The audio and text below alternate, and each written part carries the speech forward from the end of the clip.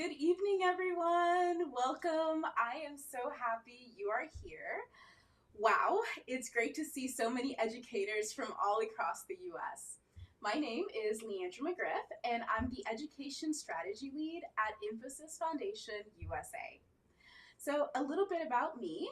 I spent 7 years as an educator. Then I spent some time in ed tech, and I have an educational background in computer science. And today, I'm proud to bring that experience to my role at Infosys Foundation USA. Now, what excites me most about being here is seeing educators who are curious, like you guys, asking, what's next? How can I help my students even more? That curiosity is exactly what we need as we face one of the biggest shifts in education since the printing press.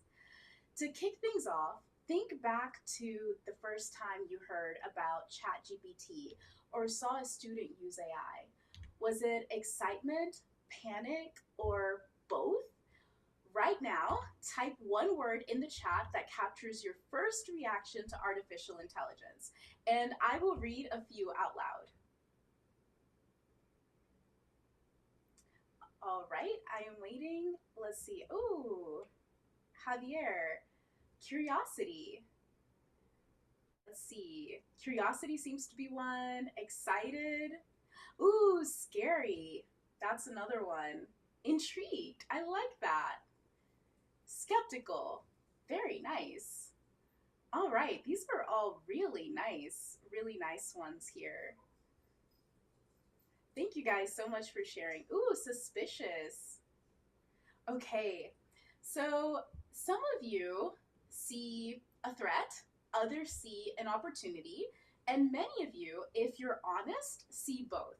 That tension you're feeling, that's not a bug, it's a feature. It means you're thinking critically. So here's what I've learned after working with hundreds of educators over the past year. The teachers who are thriving with AI aren't the ones who ignored it, and they're not the ones who blindly embraced it. They're the ones who approached it with what I call informed curiosity. The same way you'd approach a new student in your classroom. You want to understand them, you want to see their potential, but you also want to understand their limitations and how to guide them. Today, in the next hour, we're going on a journey together. Here's our roadmap. And I am trying to put it on the screen here. Let's see if I can. And okay. So first, we're going to just mystify what AI actually is, and I promise you it's both more mundane and more extraordinary than you think. We'll strip away the sci-fi nonsense and get to the truth. Next, I'm going to teach you a simple framework for prompt engineering, which is just a fancy way of saying how to talk to AI so it actually helps you. This alone will save you hours every week, I promise.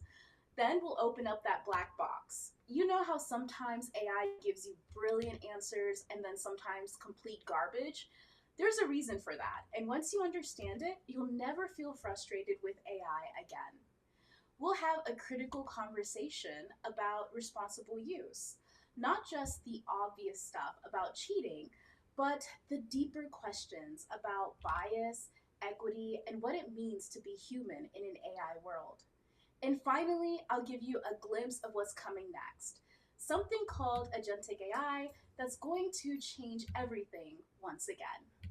By the time we're done, you won't just understand AI, you'll have a clear plan for how to use it responsibly and powerfully in your classroom. More importantly, you'll understand why your role as a teacher has never been more vital. Let's begin. All right, let's start with the million-dollar question. What is AI really? Okay, here's what AI is not. It's not a robot brain plotting to take over your classroom, and it's definitely not Hal from 2001: A Space Odyssey. In fact, it's not even intelligent in the way you and I think of intelligence. So what is it? Imagine your most studious student, the one who's read everything, remembers every detail, and takes perfect notes, but they've never actually lived. Never never failed, never felt joy, never struggled through something hard. They recognize patterns but don't truly understand them. That's AI, a powerful pattern matching system trained on nearly everything written online. Books, articles, posts, it can recall and remix, but it doesn't understand like you or I do. Let me break down some terms you'll hear thrown around because half the confusion around AI comes from people using these words interchangeably when they're actually four distinct things. Okay, so the first one is artificial intelligence. It's the big umbrella. Any system doing tasks we usually link to human intelligence, like recognizing speech or playing chess or anything like that. Machine learning is how we build most AI. Instead of coding rules, we feed it thousands of examples so it can find patterns, like showing a student lots of strong essays until they develop intuition. Neural networks mimic how our brains connect, passing patterns through layers. But unlike us, there's no memory, emotion, or meaning, just math. And finally, large language models like ChatGPT or Gemini. Their job is simple: predict the next word in a sentence. They're just extremely advanced autocomplete systems trained on massive amounts of text. Okay, so think about when you're texting and your phone suggests the next word. LLMs do the same thing, except they've seen so much text that their predictions are eerily good. When you ask ChatGPT to write a lesson plan, it's not thinking, what would help these students learn? It's thinking, based on all the lesson plans I've seen, what words typically come next after students will be able to ... Now we get to the part where you take control. This is where you stop being frustrated with AI and start getting consistently useful results. Here's what I've learned over time. The difference between teachers who love AI and teachers who hate it isn't their tech skills, it's how they communicate with it. The teachers who get great results have learned to speak AI's language. And the beautiful thing, AI's language is actually very similar to good teaching practice. Okay, so how do you give your instructions to your students? You're specific, you provide context, you explain what success looks like, and you set clear boundaries. That's exactly how you should talk to AI. Most people treat AI like Google. They throw in a few keywords and hope for the best. But AI isn't a search engine. It's more like a very capable student who needs clear instructions. And just like when your students, vague instructions lead to disappointing results. Okay, so let me show you what I mean. Here's how most people ask AI for help. You can actually see it on the screen here. Make me a lesson plan. That's it. What's wrong with this? Everything. AI doesn't know what subject you teach, what grade level, how long your class periods are, what standards you need to address, or what students already know. It's like walking into a classroom and saying, teach something. You might get a response, but it won't be useful. I'm going to teach you a simple framework that will revolutionize how you use AI. I call it CTFC, and I promise you'll remember it because it actually makes sense. All right, so C is for context. Who are you and what's the situation? It's the 5 W's. Who, what, when, where, and why. T is for task. What exactly do you want AI to do? Be specific. Don't just say, teach me photosynthesis.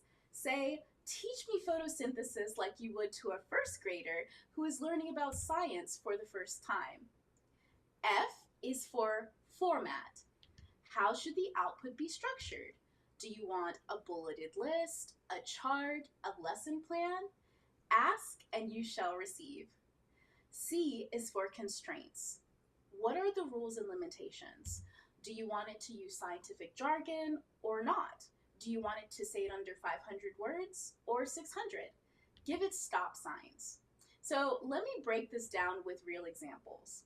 Context is about setting the stage. You wouldn't hand the same worksheet to a kindergartner and a high school student, right?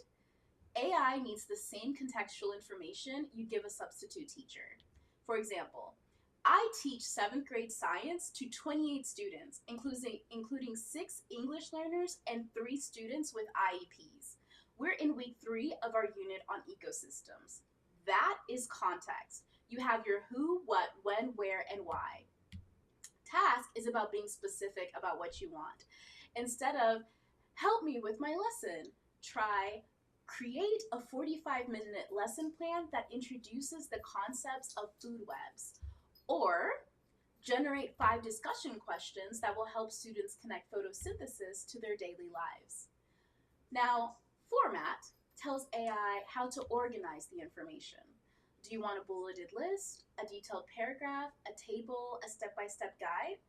AI is much better at creating useful outputs when it knows the structure you need. Constraints are your guardrails. This is where you specify reading level, time limits, required vocabulary, or any restrictions. This is also where you can say things like avoid controversial topics or include movement activities for kinesthetic learners. Okay, so why is there a cat tackling flying chickens in the picture?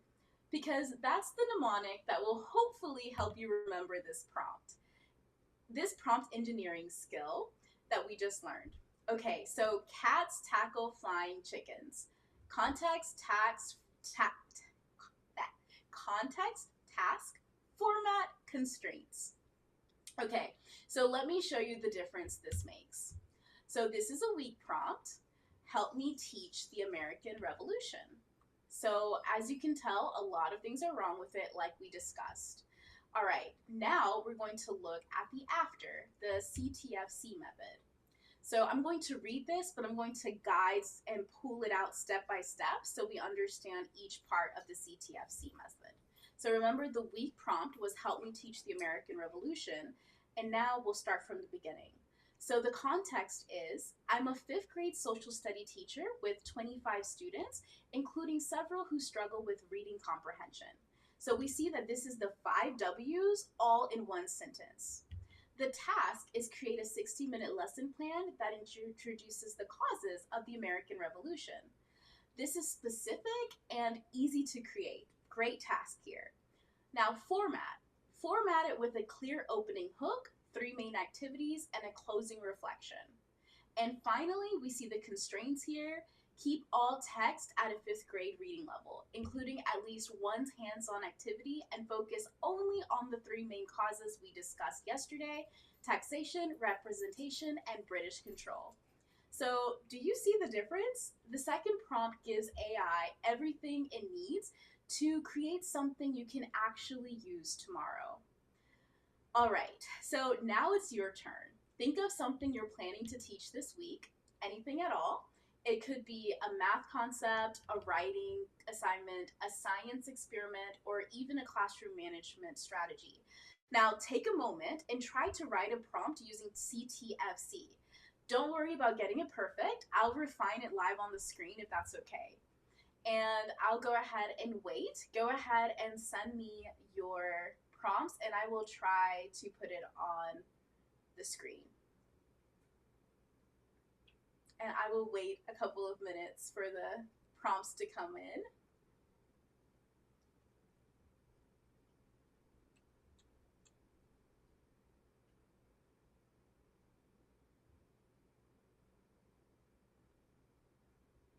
Ooh, yes. Don't forget to include NGS and state standards. Absolutely. We'll try to include that with the slide deck as well.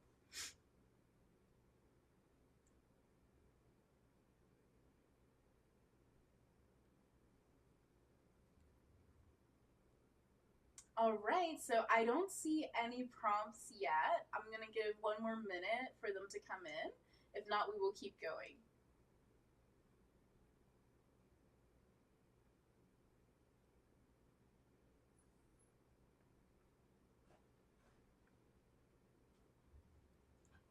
All right, so I see one.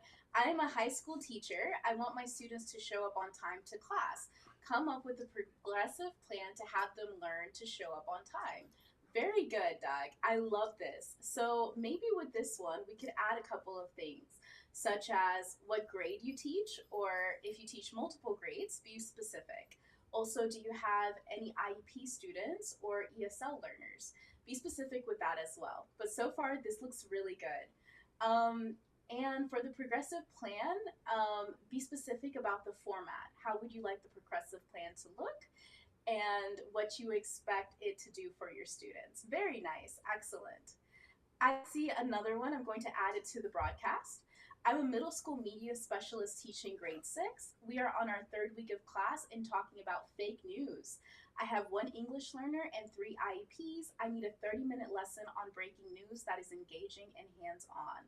Very good, Jennifer. This actually covers the CTFC method very well. And probably just the format, just a little bit more detail on how you would like it to appear, whether it's a bulleted list, a lesson plan, or even a little bit more than that, and how you would like the lesson to be broken up. Do you want something at the beginning? Do you want a closing at the end? Do you want some exercises for the students? Just a little bit more there. And I'm going to do one more here. I'm a computer science teacher who teaches 20 students in a related arts rotation. Come up with a 50-minute lesson plan for grades K through 4 on algorithms. Very nice, very nice. I really like this. Also with this lesson plan, be specific about what you would like to have in the lesson plan. But I think this is very good. Excellent job. And we also need a little bit more on the task. Just a little bit more details on the 50-minute lesson plan that you would like to create. Wonderful job, everyone. You guys are fantastic. Excellent job. Thank you so much for sharing. All right, we're going to continue here. So we're going to do some more advanced techniques, and we're going to take it to the next level. I'm not going to go into too much detail on these. If you'd like, you can snap a picture. I heard we have some issue with the text appearing, so I will definitely make this a little bit larger next time. I do see that it's a little blurry on Zoom. I'm not sure why that's the case, but we will solve this for the next webinar. Hopefully you'll be able to see the gist of it here. All right, so use role playing. Okay, so instead of just saying you're a teacher, try, and we already saw some of this today in the prompts that our educators kindly allowed me to put on the screen. You are an experienced reading specialist who works with struggling 2nd grade readers. So this gives AI a specific lens through which to view your request. All right, so the next one is ask for multiple options. End your prompts with, give me 3 different versions so I can choose the best one for my students.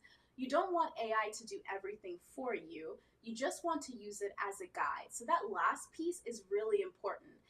So make sure in the future, with your prompts, ask for multiple options there, because you want a guide, not for it to spit out your answer for you. Remember, this is a creative tool to help. You are the creator. And this gives you options and often sparks ideas you wouldn't have thought of with the different options. All right, use follow-up prompts. This is called scaffolding. So you're going to start broad and narrow down. So for the first prompt, you're going to say, create a unit plan on weather for 4th grade. And then you're going to scaffold on top of that. The follow-up is now expand lesson 3 with more hands-on activities. And then next, you're going to say, adapt that lesson for students who need extra support with vocabulary. So this is really interesting because you're kind of having like a back and forth with the AI. You're giving it information, it's spitting back information, and you're communicating with it in that way. Okay, the next one is include student voice. So try prompts like, my students often ask why they need to learn this, and include clear connections to their daily lives and future goals. So that's a good one there. Another one, the last one, is specify what you don't want. Create this lesson plan without using worksheets. Avoid group work, since we just did a lot of that, and don't include any activities that require materials we don't have. So, whew, okay, I know that was a lot. We are going to pause here and head to the next section. Does anyone have any questions that they would like to put in the chat very quickly?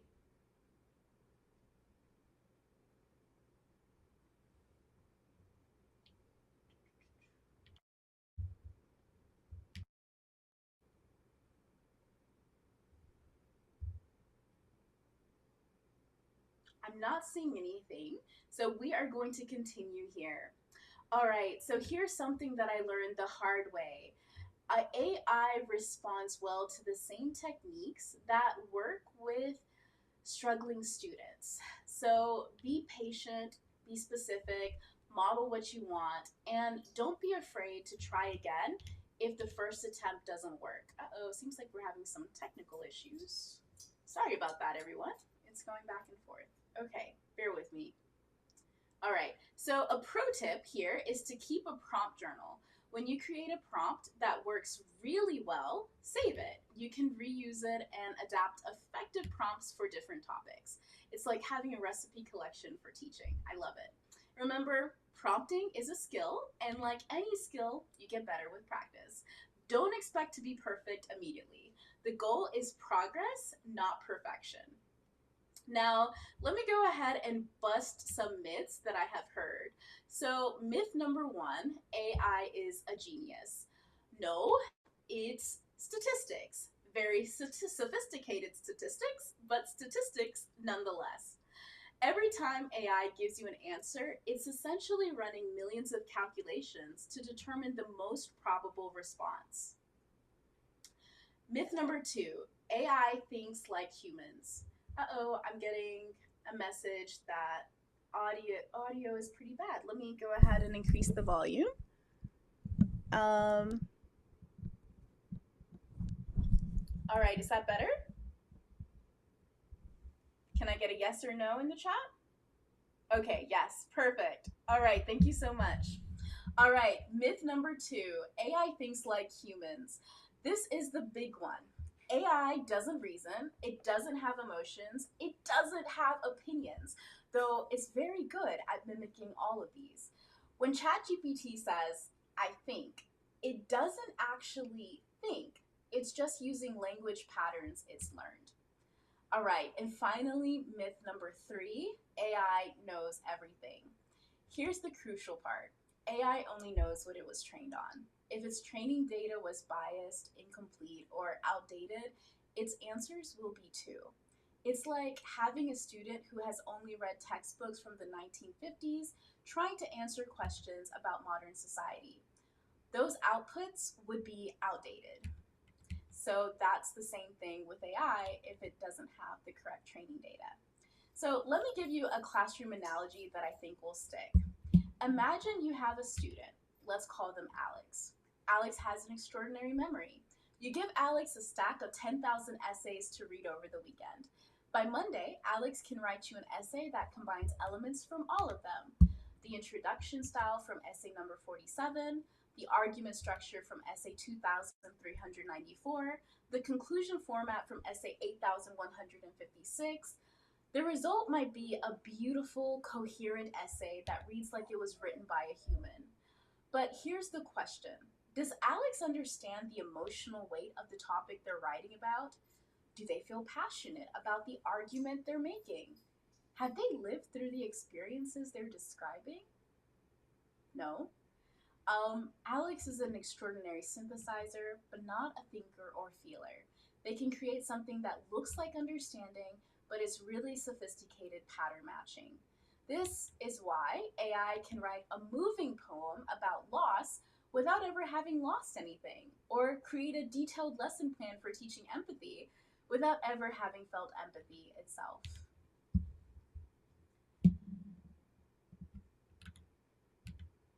Okay, so now that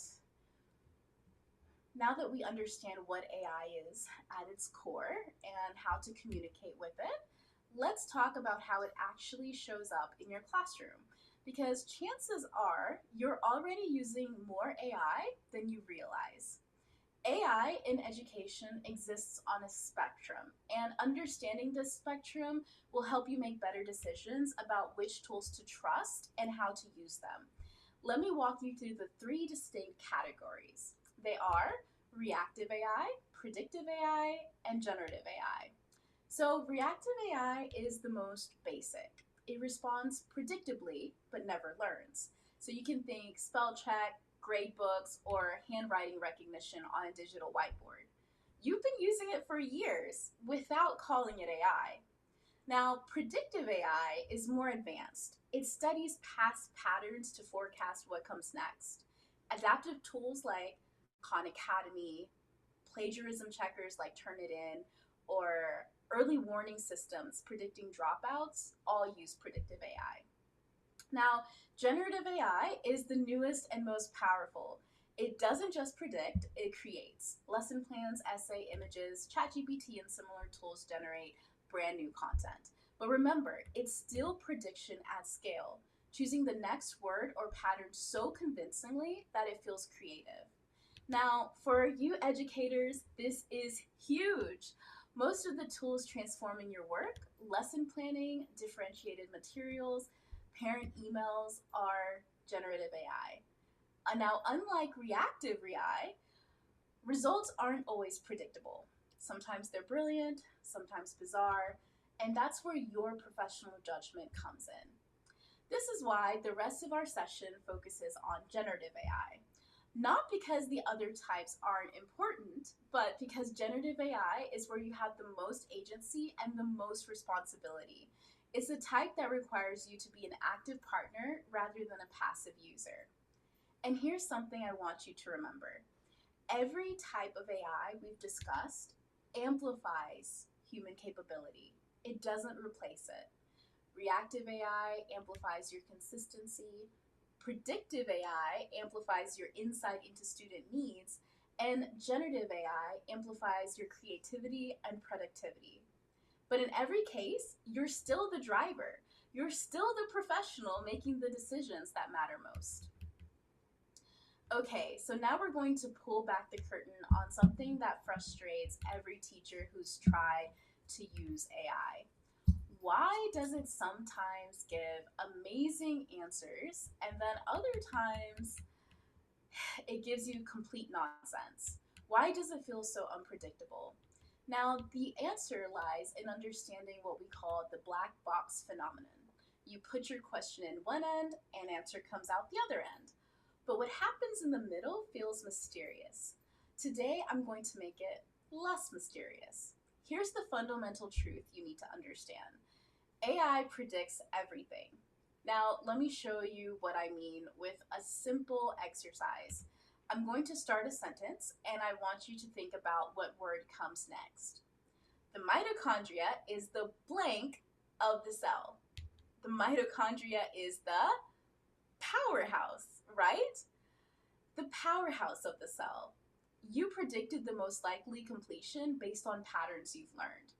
This is exactly, and I mean exactly, how AI works, except instead of drawing from your personal experience with stories in biology classes, is drawing from billions and billions of words from across the entire internet. Every single time you ask a question, it's running the same prediction process, just at an unimaginable scale. Now, let's tackle three common questions. Why does AI contradict itself? Because it doesn't have a worldview. It just predicts patterns. On controversial topics, it may give opposite answers since both exist in its training data. The next one, why does AI make up facts? It's designed to sound right, not be right. When patterns are thin, it hallucinates. That is the correct term, by the way. Convincing details like dates or names. Okay, why does AI sometimes nail it? On well-documented topics, the patterns are strong and consistent, like creating a lesson plan on multiplication. So think of AI as the world's most advanced student teacher. It has read everything, observed countless examples, and can produce polished drafts, but it's never been in your classroom. That's why it may create something that looks great but doesn't fit your students. And here's the key: AI doesn't replace your judgment, it makes it more valuable. Treat its outputs as first drafts, not the final draft, your first draft. Your expertise transforms those drafts into lessons that work for real learners. The teachers who succeed with AI don't just use it, they collaborate with it. Okay, so now we need to talk about the elephant in the room. Or maybe I should say the elephants, because there are several big issues we need to address head on. With any powerful tool comes responsibility, and AI is perhaps one of the most powerful tools we've ever been introduced to in education. We need to be intentional about how we use it, model responsible use for our students, and prepare them for a world where AI is everywhere. So let me start with the issue that keeps many of you up at night: bias and misinformation. Here's the uncomfortable truth: AI systems are mirrors.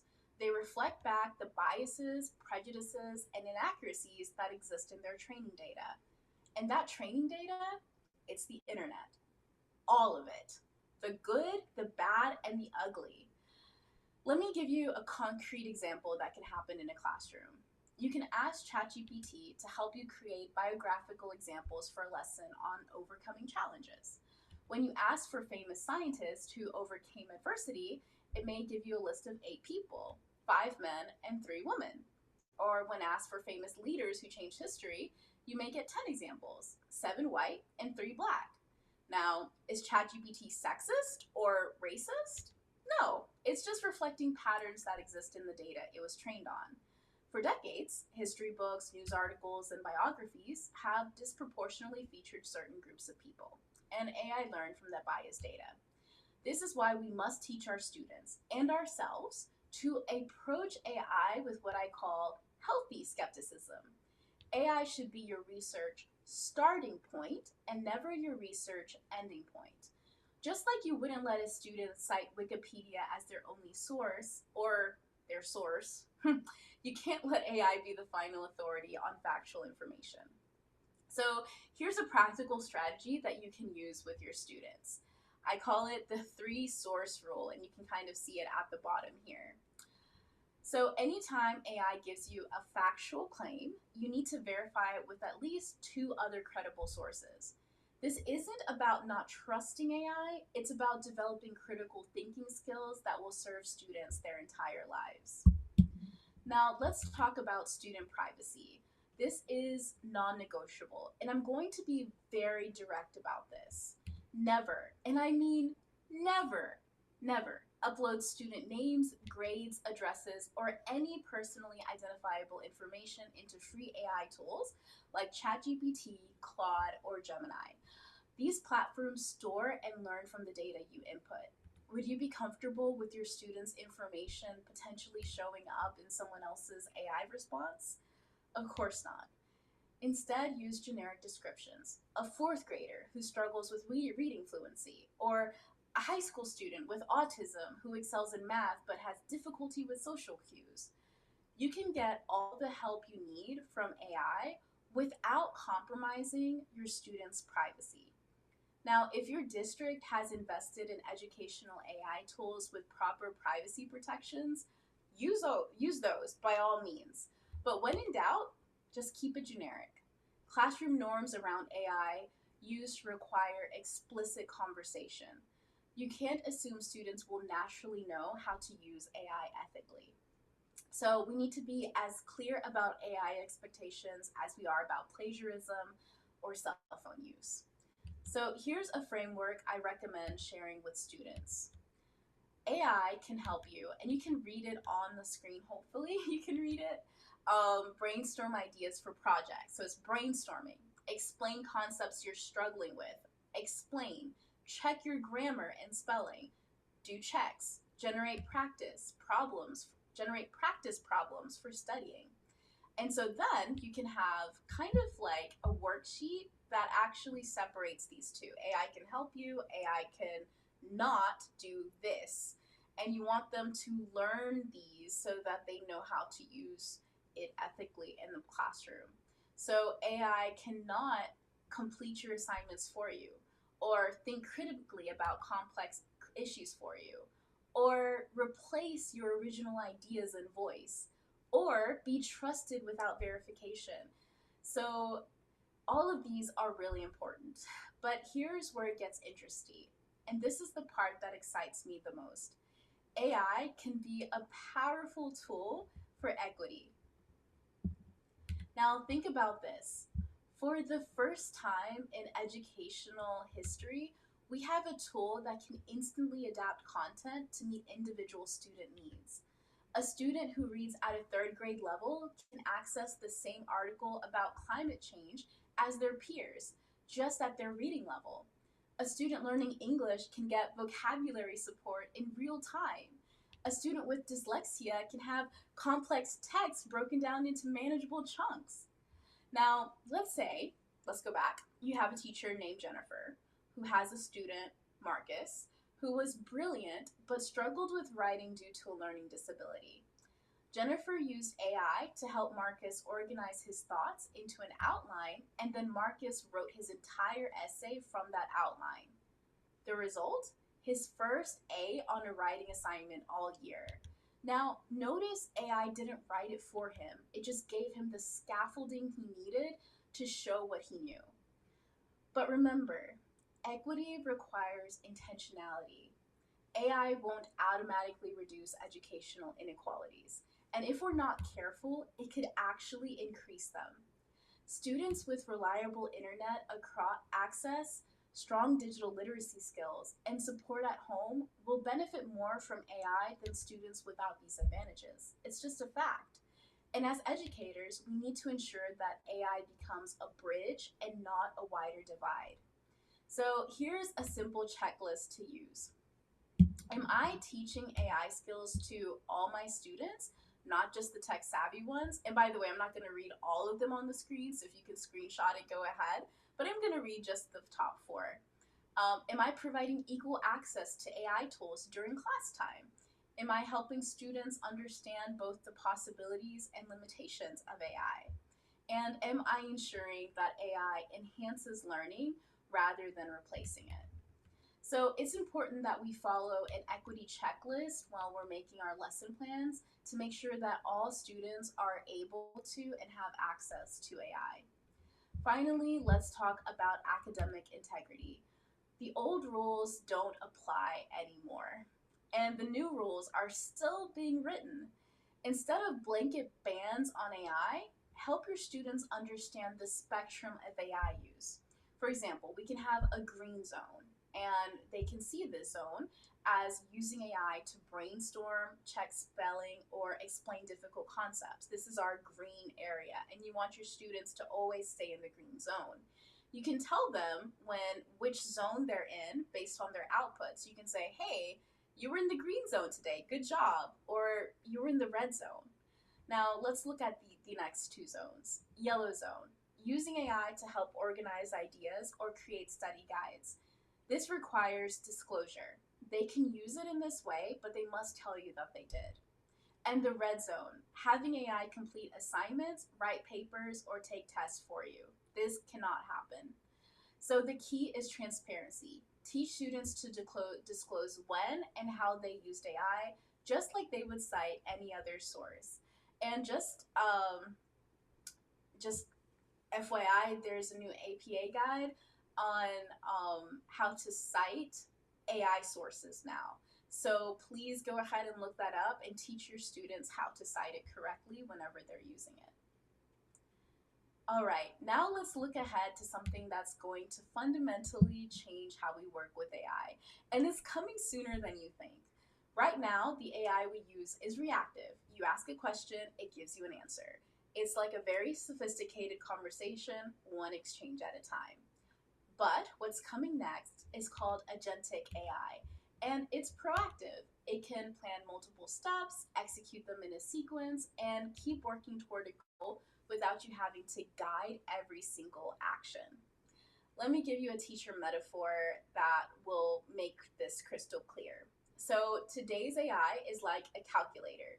You enter some numbers, press equals, and get an answer.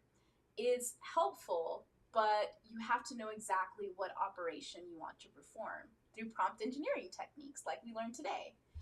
Agentic AI is proactive. It can plan multiple steps, execute them in a sequence, and keep working toward a goal without constant guidance. Let me paint you a picture of what this might look like in the very near future. So imagine an AI grading assistant that doesn't just score your students' essays, but also analyzes patterns in their writing, identifies common areas where students are struggling, drafts personalized feedback letters for each student, suggests mini targeted lessons for next week, and even creates practice exercises tailored to each student's specific needs. All from the single instruction: grade these essays and help my students improve their writing. Guys, this really excites me. The implications are extraordinary. This potential is very time saving. Tasks that used to take hours can be done in minutes. But here's the catch: accountability still rests with you. If something goes wrong, you're the professional responsible. That means your role shifts from user to coach. You'll set big picture goals, oversee the AI's work, and ensure efficiency also means effectiveness, like supervising a capable but inexperienced student teacher. And this makes critical thinking more important than ever. With AI generating content at lightning speed, your job and your student's job is to evaluate, refine, and apply judgment. Your students will need this ability even more desperately than they do today. So here's something that might surprise you. This shift is happening much faster than most people realize. I know that it may be difficult just catching up with generative AI, but know that some agentic AI tools are already being quietly tested in educational settings right now. Companies like Google, Microsoft, and OpenAI are all racing to bring these capabilities to the market. We're talking about widespread availability within the next 2 to 3 years. This is a fact, not decades. But here's the most important insight I want you to walk away with today. The more powerful AI becomes, the more irreplaceable human teachers become. Think about it. Agentic AI will excel at handling routine tasks, generating content, and managing logistical complexity. But it can't build authentic relationships with your students. It can't read the room and pivot a lesson when you see confusion in their eyes. It can't provide emotional support and encouragement that real learning requires. It can't inspire curiosity, help students discover their passions, or model what it means to be a thoughtful, caring human being. Your role isn't disappearing, it's evolving into something more profound and more essentially human. You're shifting from being primarily a content deliverer to being primarily a learning facilitator, a critical thinking coach, a relationship builder, and a guide for navigating an increasingly complex world. And honestly, that's the part of teaching that made you fall in love with education in the first place, right? The human connections, the aha moments, the opportunity to shape not just what students know, but who they become. Agentic AI can help handle the routine work so you can focus on the transformational work. Whew, we've covered incredible ground together in the past hour. So some of you are probably energized, and some of you are probably feeling a mix of excitement and overwhelm. And that's exactly where you should be right now. So let's go ahead and do a little recap of what we learned as we finish things off for today. AI isn't magic, it's pattern recognition. Once you see that, it's less intimidating and more empowering. 3 types of AI matter in education: reactive, like spell check; predictive, like adaptive platforms; and generative, like ChatGPT, where your judgment is key. The black box is probability, not thought. That's why AI can create poetry, but doesn't understand it. Effective prompting, context, task, format, constraints, or cats tackle flying chickens, turns AI into a teaching tool, not a toy. Responsible use is essential. Address bias, protect privacy, and model equity. Agentic AI is coming, and it will elevate your role, not replace it. As AI grows more powerful, your role becomes even more important. The relationships you build, the curiosity you spark, the encouragement you give, those human skills can't be automated. AI can handle routine tasks, but that frees you to focus on the transformational work that only you can do. And here's my gift to you. We have here access to Springboard Digital Academy. You'll find free courses on AI, classroom ready activities, and deeper dives into the topics we explore today. And remember, AI isn't here to replace you, it's here to amplify your impact. With your wisdom and heart, you'll guide this technology to serve learning. Your students are lucky to have you leading the way. So if you'd like, you can go ahead and scan the QR codes on your screen or take screenshots of them and scan them later. And hopefully that you'll be able to use this AI courses in your classroom with your students. And we will put the links in the chat. Yes, because they are blurry. Sorry about that. We certainly will. James will definitely do that for us. Thank you, James. All right. Are there any questions? I will be happy to put on the screen. Let me know. I will wait for a couple of questions that you may have based on what we learned today. Are there any questions here?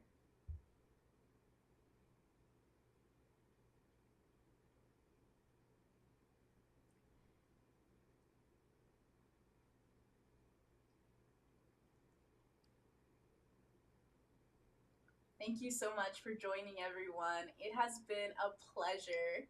I had so much fun with all of you. I hope to see you guys in the next session. We have one in 2 weeks where we will do a deep dive on the prompt engineering techniques that we learned today. And hope you guys. Actually, sorry, Leandra, I think we have a quick question before everyone hops off. Amani, let me see real quick. I think I can get you to come off mute. One moment. But if not, until then, please feel free to put your question in the Q&A section. Yes, and I will put them on the screen.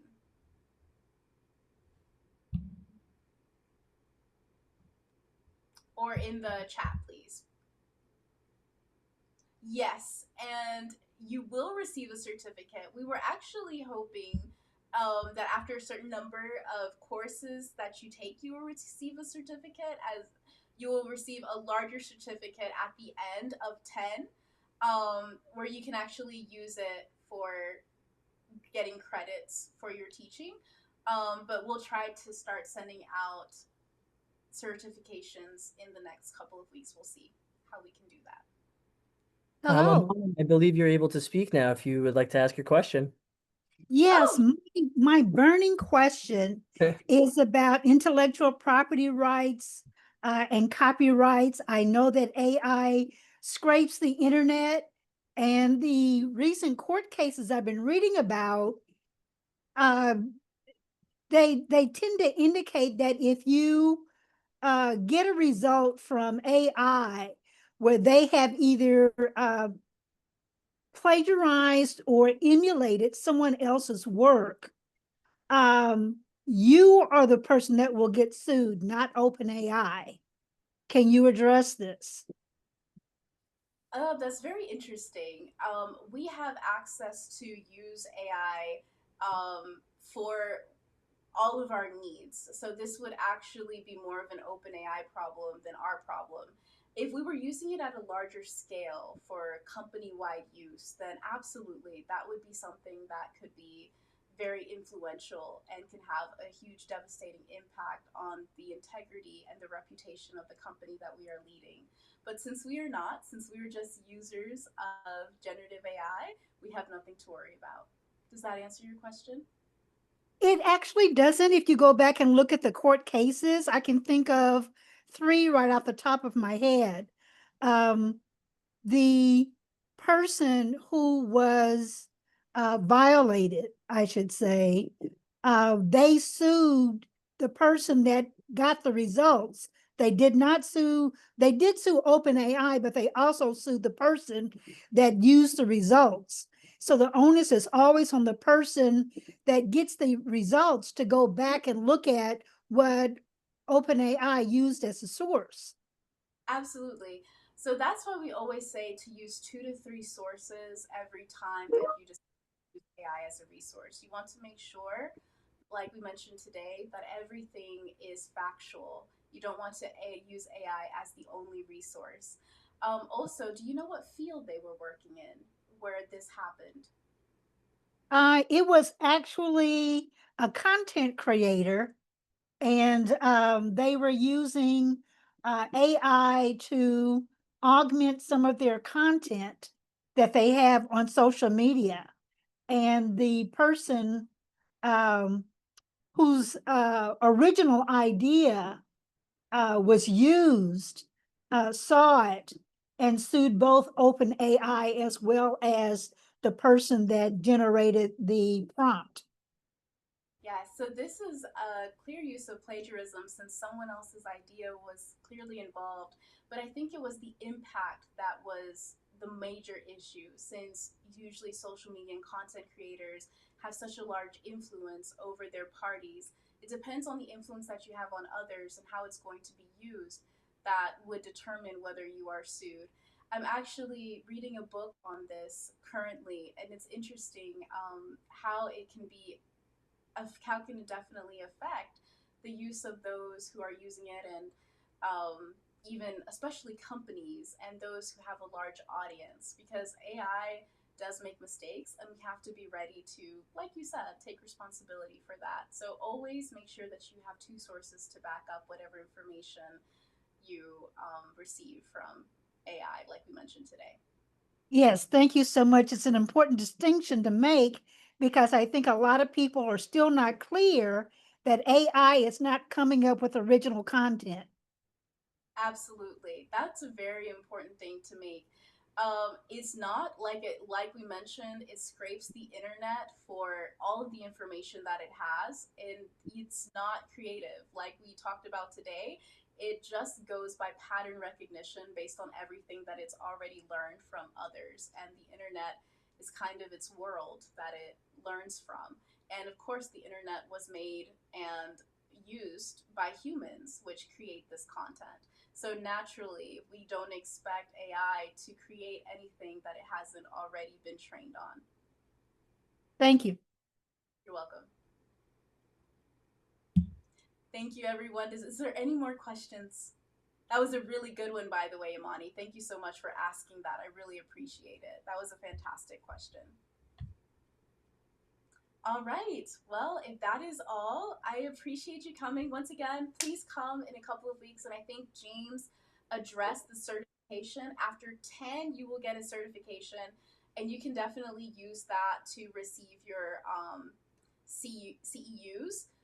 So this will be a professional certification that you can use for that, and hopefully it can help you on your educator journey. So come to them, send us proof that you made it, and you'll be able to receive that in the coming months. Also, hope to see you in 2 weeks at our next webinar. Thank you so much for joining, and it's been a pleasure, everyone. Have a great evening.